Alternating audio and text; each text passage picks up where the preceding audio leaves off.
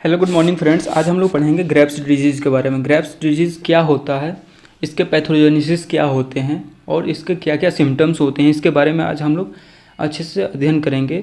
जैसे कि आप लोगों को पता होता है कि जो ग्रेव्स डिजीज़ होता है वो ऑटो इम्यून डिसऑर्डर है, जो कि थायराइड हार्मोन का लेवल जो होता है इंक्रीज करा देता है। लेकिन क्यों इंक्रीज कराता है ये आप लोग को रीज़न पता नहीं होगा कुछ लोगों को, तो इस वीडियो को आप लोगों को देखने के बाद से पता चल जाएगा कि क्यों इसमें जो थायराइड हार्मोन होता है उसका लेवल इंक्रीज हो। हालांकि इसमें जो होता है ऑटो इम्यून डिजीज़ है जिसमें सेल्स का डिस्ट्रक्शन होता है, लेकिन ऐसा क्या होता है कि डिस्ट्रक्शन होने के बावजूद भी इसमें जो होता है हार्मोन का जो लेवल होता है इंक्रीज हो जाता है। तो आज इसी टॉपिक के बारे में हम लोग डिस्कस करेंगे। तो चलिए वीडियो को स्टार्ट करते हैं। स्टार्ट करने से पहले मैं आप लोगों को बता दूं कि आप लोग अब तक मेरे चैनल को सब्सक्राइब नहीं किए हैं तो प्लीज़ सब्सक्राइब कीजिए ताकि नया वीडियो जब भी आए तो आप लोगों को मिल सके। तो चलिए वीडियो को स्टार्ट करते हैं। सबसे पहले इसमें हम लोग देखते हैं इंट्रोडक्शन के बारे में। जो ग्रेव्स डिजीज़ क्या होता है, जो ग्रेव्स डिजीज़ होता है वो एक ऑटो इम्यून डिजीज़ है जो कि क्लिनिकल फीचर्स प्रोड्यूस करता है हाइपरथायरॉयडिज्म के, यानी ये एक ऑटो इम्यून डिजीज़ है।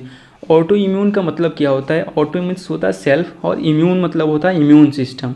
जो हमारे इम्यून सिस्टम होते हैं वो सेल्फ एंटीजन को, यानी हमारे जो सेल्स होते हैं उसको ये इनेमी समझने लगते हैं, यानी दुश्मन समझने लगते हैं। उसी के अगेंस्ट में ये क्या करते हैं, वो एंटीबॉडी फॉर्म करके उसको किल करने स्टार्ट कर देते हैं। ये उसको बोलते हैं हम लोग ऑटो इम्यून डिसऑर्डर्स। ठीक। और इसमें क्या होता है कि ऑटो इम्यून डिसऑर्डर्स तो होता है, लेकिन इसका जो क्लिनिकल फीचर है वो हाइपरथायरॉयडिज्म के है।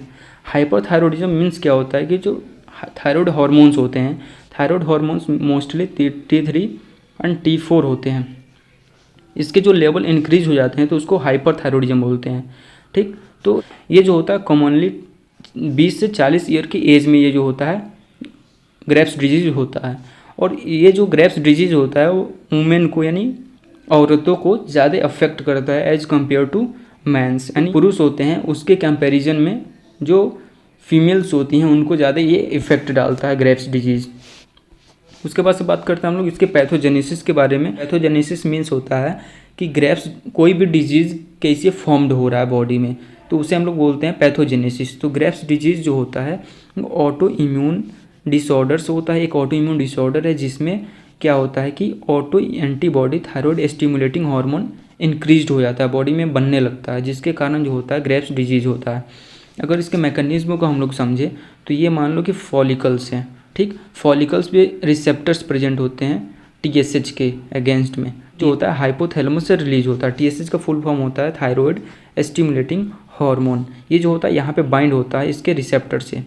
बाइंड होने के बाद इस सेल को ये क्या स्टिमुलेट करता है TSH कि ये T3 और T4 का प्रोडक्शन कराए नॉर्मल कंडीशन में। ठीक। ये TSH आया, जब T3 T4 का लेवल कम हो जाएगा ब्लड में तो ये क्या करेगा कि इसके रिसेप्टर से बाइंड करेगा और T3 और T4 का प्रोडक्शन कराएगा नॉर्मली।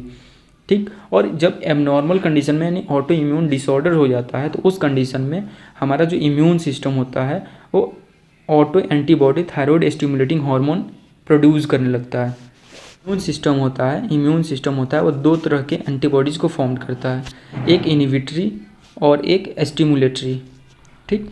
तो इनहिबिटरी जो होता है वो इनहिबिट कर देता है कोई भी फंक्शन पे, जब वो बाइंड करता है तो किसी भी फंक्शन को इनहिबिट कर देता है। और जो स्टिमुलेटरी होता है वो किसी भी जब रिसेप्टर से बाइंड करता है तो उसके फंक्शन को एक्सीलरेट कर देता है। तो यहाँ पे इस कंडीशन में क्या होता है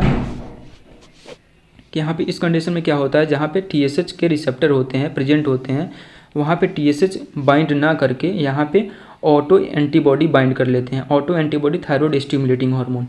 ठीक। यहाँ पे बाइंड कर लेंगे। ठीक। बाइंड करने के बाद से ये इसको स्टिमुलेट कर देगा T3 और T4 के प्रोडक्शन को एबनॉर्मल कंडीशन में। ऑटो इम्यून डिसऑर्डर के कंडीशन में T3 और T4 के प्रोडक्शन को इंक्रीज करा देगा। जब यहाँ पे TSH बाइंड हुआ होता है और T3 T4 का लेवल जो होता है मेंटेन हो जाता है ब्लड में, तो TSH जो होता है यहाँ से डीअटैच हो जाता है और T3 T4 का प्रोडक्शन नहीं होता है। लेकिन जब ऑटो इम्यून डिसऑर्डर होता है तो वहाँ पे जब यहाँ पे एंटीबॉडी बाइंड होता है, यानी auto antibody thyroid stimulating hormone जब यहाँ पे बाइंड होता है TSH के रिसेप्टर पे और T3 और T4 का लेवल इंक्रीज कराता है ब्लड में, तो ये ब्लड में मेंटेन करने के बाद से ये बढ़ाता ही रहता है, लेवल को बढ़ाता ही जाता है, ये स्टॉप नहीं होता है। ठीक। तो स्टॉप नहीं होने के कारण जब ब्लड में हाई लेवल हो जाता है T3 T4 तो ये कॉज करता है हाइपरथायरॉयडिज्म। ठीक।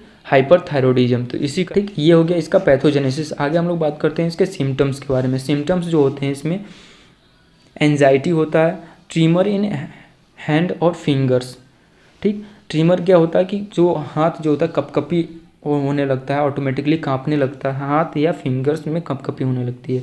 ठीक, उसके बाद मॉइस्ट स्किन होने लगता है, वेट लॉस होने लगता है, वेट जो होगा लॉस होने लगेगा। इनलार्जमेंट ऑफ थायराइड ग्लैंड, इसमें क्या होगा जब अधिक मात्रा में T3 और T4 का प्रोडक्शन होने लगेगा तो ये क्या होगा कि सेल्स में एक्यूमुलेट होने लगेंगे। एक्यूमुलेट होने के कारण ये जो होगा सेल्स इनलार्ज होना स्टार्ट कर देगा। जब इनलार्ज होगा तो ओवरऑल इफेक्ट इसका जो होगा थायराइड ग्लैंड पे पड़ेगा, यानी वो जो थायराइड ग्लैंड होगा इनलार्ज हो जाएगा। उसके वजह से जो हार्ट रेट होगा वो भी ज़्यादा हो जाता है। ये हो गया सिम्टम्स इसके। तो तब तक के लिए इतना ही, मिलते हैं नेक्स्ट वीडियो में। जय हिंद, वंदे मातरम।